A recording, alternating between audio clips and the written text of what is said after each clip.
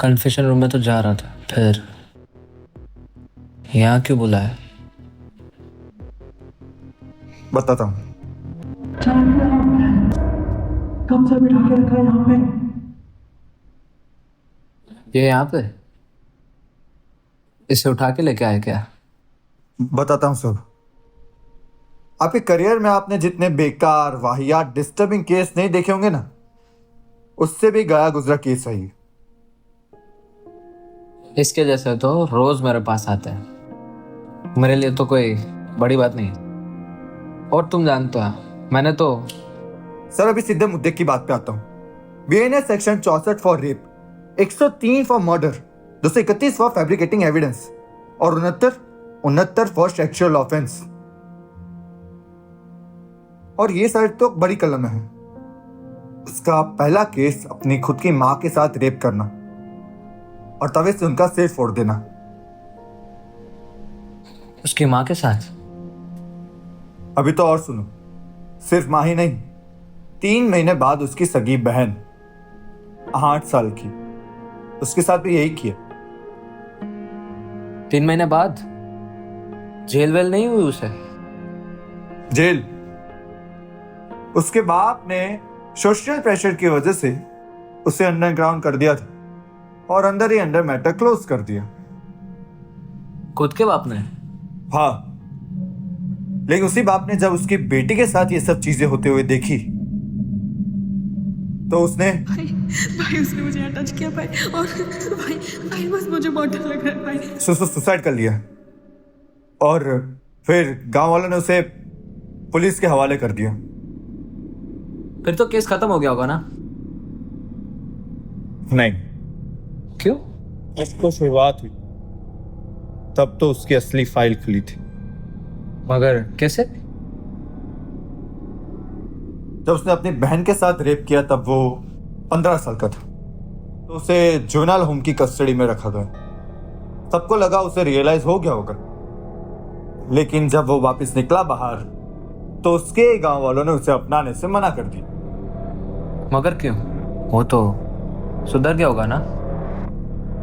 Sir, जहर को दूध में मिला दो या फिर गंगा जल, रहता वो जहर ही है। जो अपनी खुद की माँ बहन के साथ करते हुए हरकत हिचकिचाए ना, वो किसी गैर औरत के साथ तो क्या क्या करेगा।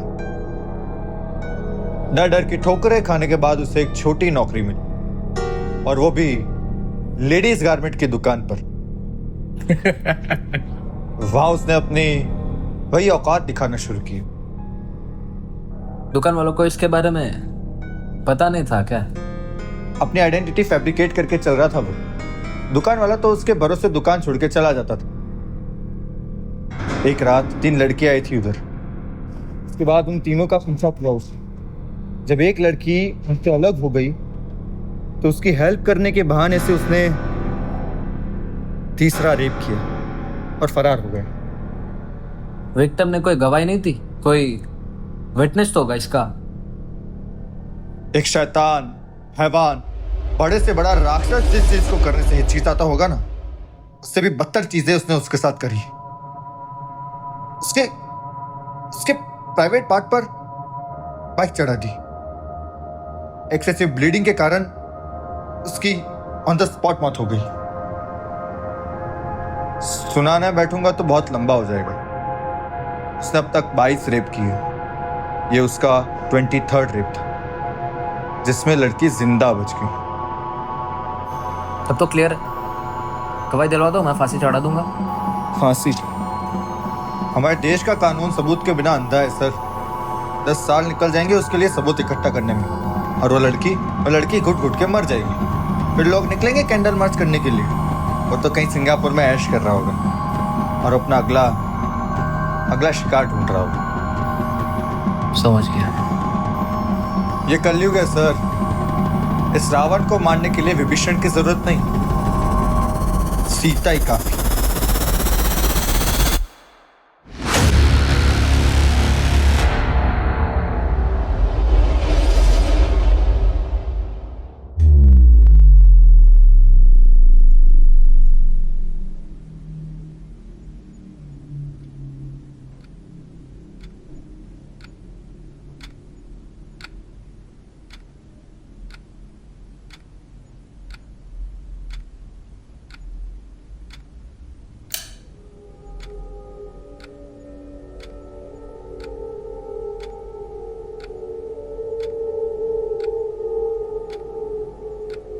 क्या बे गांडो, समझता क्या है तू खुद को? है मेन कैरेक्टर है तू।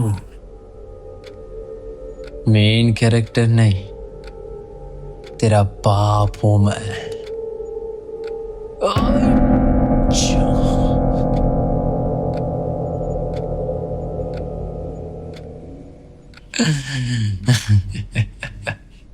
अरे इतनी चर्बी? हाँ, मस्त मस्त।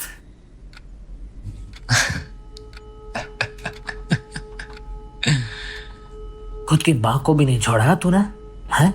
मुझे तो बोले में भी हिचकिचाहट हो रही है, यहाँ तक कि खुद की बहन को भी नहीं छोड़ा तूने, हैं? मुझे तो शर्म आ रही है यार। ओ ले ले ले ले, तुझे शर्म नहीं आई? ऐसे कैसे किया तूने? हाँ, कितनी हवस भरी है तेरे में। मेरे हाथ खोल, तुझे हवस। तुम लोग के सवाल सुन सुन के पक गया हूं मैं। कुछ नया लेके आओ, कुछ ऐसा पूछो जिसमें जवाब देने में मजा आए। अरे लाश मिली क्या? हाँ, मिली ही होगी। एंड मोमेंट पे जो आ गए तुम लोग, उस लड़की का ना फोन उसके अंदर घुसेड़ के रिंग बजानी थी।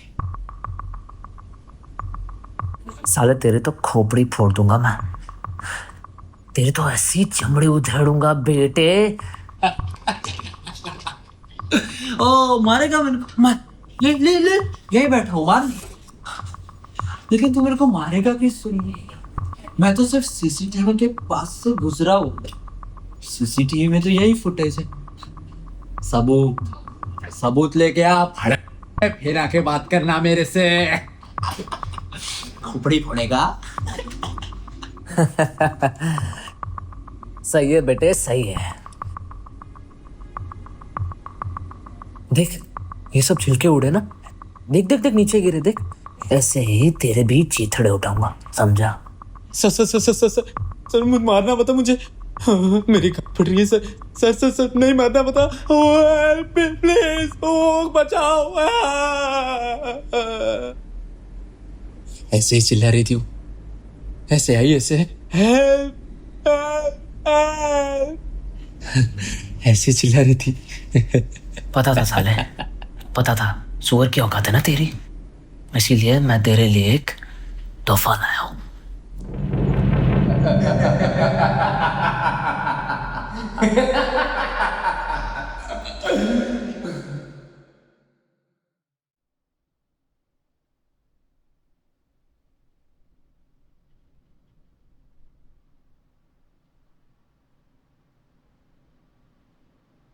अरे तू जिंदा है?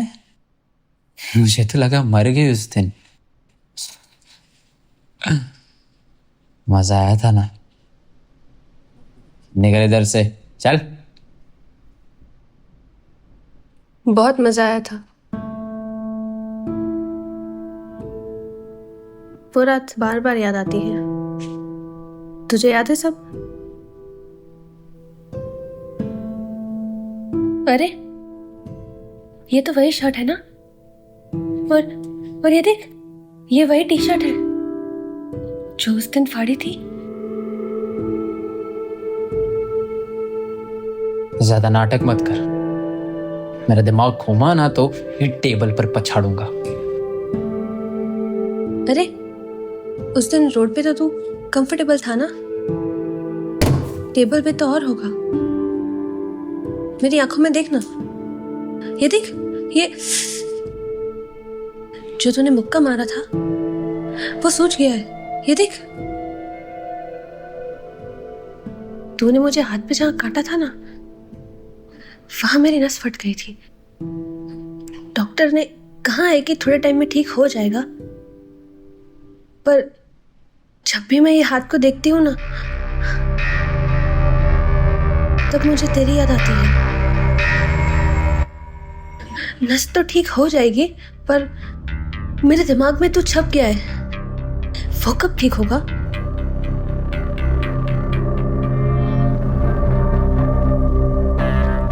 तुझे पता है, जब भी मैं नहाने जाती हूँ ना, तो खुद की बॉडी को देख के मुझे घिन आती है।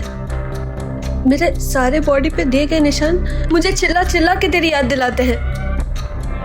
और ये देख, ये पूरा रूम खाली है ना? अभी भी तेरी कोई और ख्वाहिश है तो पूरी करना। मैं टी शर्ट उतारूं? नहीं, वो तो तू खुद ही फाड़ेगा ना। और ये देख, मेरे पैरों के बाल तूने नोच लिए थे, वो आज भी मुझे बहुत दर्द देते हैं। तू कुछ बोल क्यों नहीं रहा? हाँ, रे, तू दूर क्यों जा रहा है? आना, मुझे टच करना। ये ले, मेरा हाथ पकड़, ले, मेरी उंगलियां चबा, ले, मेरी जीभ खींच, मुझे थप्पड़ मार, मेरा गला दबा। और वो रॉड कहाँ है जो तू मेरे अंदर डालने वाला था? कुछ बोल ना, तू कुछ बोल क्यों नहीं रहा? हाँ?